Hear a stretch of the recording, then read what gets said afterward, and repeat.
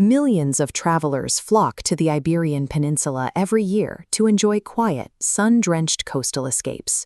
But if you look closely enough, those pristine landscapes shatter to reveal the violent, contested ground they were built upon. The story of Spain is an endless tug-of-war. For thousands of years, distinct regional cultures have fought to maintain their independence, while powerful empires have fought equally hard to crush those differences and forge a single, unified state. To understand how the modern Spanish nation survived total collapse, we have to look past the beautiful architecture and the global tourism. We have to trace the origins of this deep internal tension, starting from the very beginning. Long before Spain existed as a concept, the peninsula was a chaotic patchwork of different cultures. You had the native Iberians, migrating Celtic tribes moving down from the north, and seafaring Carthaginian traders establishing wealthy outposts. The land was carved up into deeply entrenched, distinct territories. That local independence lasted until the Roman Republic swept in. Over 6 centuries, Roman legions imposed their laws and language, forcefully merging the peninsula into a single province called Hispania. But empires crumble. When Rome collapsed, invading Germanic Visigoths poured through the Pyrenees Mountains, shattering that fragile unity and dividing the land once again. In 711 AD, Islamic forces from North Africa, known as the Moors, crossed the Strait of Gibraltar. Within 7 years, they had collapsed the Visigothic kingdom and seized control of nearly the entire peninsula, establishing the state of Al-Andalus in the south and pushing Christian kingdoms into the northern mountains. This deep physical split lasted for 8 centuries. It ingrained a hardened regionalism into the land, and it set the psychological stage for a military campaign to drag the peninsula back together. The Christian kingdoms in the north refused to accept an Islamic presence.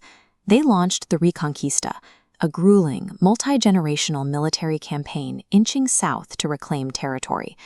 This was an 800-year holy war aimed entirely at forcing a single identity back onto the land.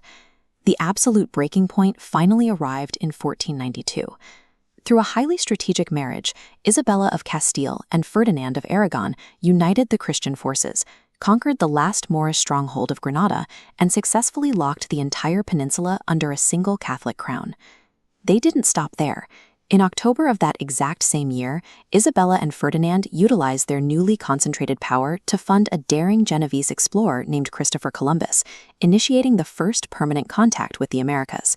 Spain was now positioned to build a global empire. And the riches that began to flow back across the Atlantic provided an endless stream of wealth that perfectly masked the deep, lingering cultural fractures still bubbling beneath the surface back home. Throughout the 16th century, heavily armed Spanish conquistadors ruthlessly expanded their reach across the New World. Explorers like Hernán Cortés and Francisco Pizarro utilized superior military technology to completely destroy the massive Aztec and Incan empires. The human cost was staggering. Indigenous populations were decimated by direct violence and foreign European diseases.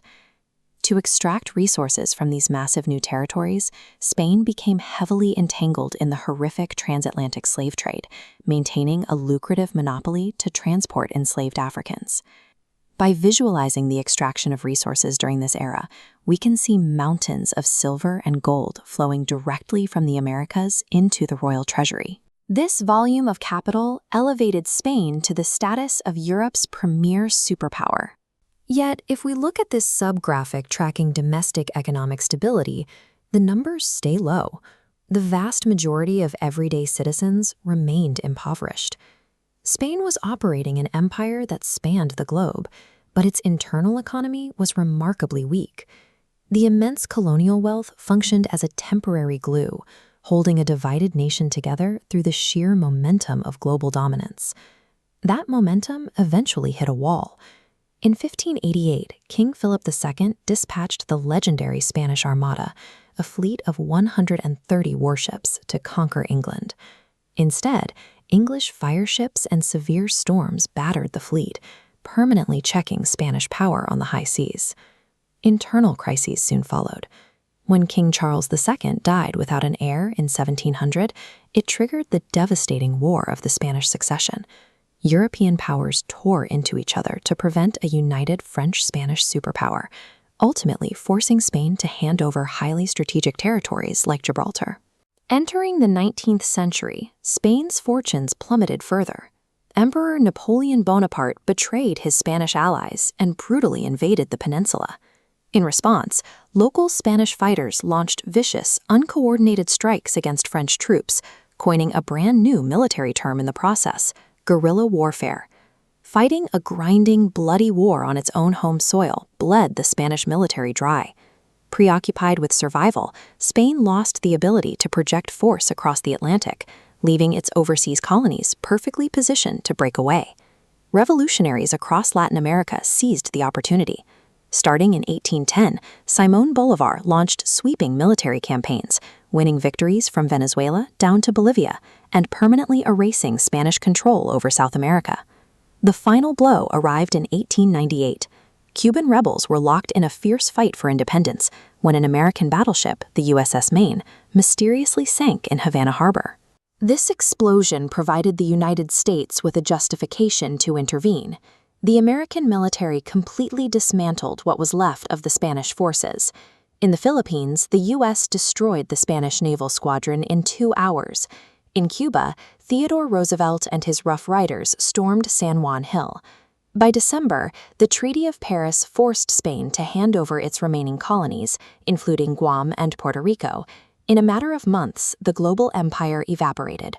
Stripped entirely of its external territories and colonial wealth, the Spanish state was left alone with the bitter, deeply unresolved internal fractures it had ignored for centuries.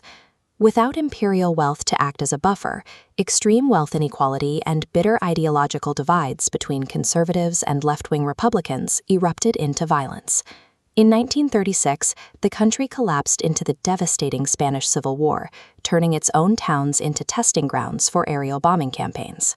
General Francisco Franco emerged victorious, establishing a right-wing dictatorship that lasted 40 years. Supported by fascist regimes in Germany and Italy, Franco violently suppressed regional languages like Catalan and Basque, attempting to force national unity through authoritarian terror. It wasn't until Franco's death in 1975 that the dark cloud lifted. In an incredibly rare historical event, King Juan Carlos I guided the nation through a largely peaceful transition directly into a modern constitutional democracy. After 2 millennia of foreign conquests, holy wars, and dictatorships, Spain eventually found stability by constitutionally protecting its regional identities. Today, the nation maintains its cohesion by integrating local languages and distinct cultures into a singular democratic framework.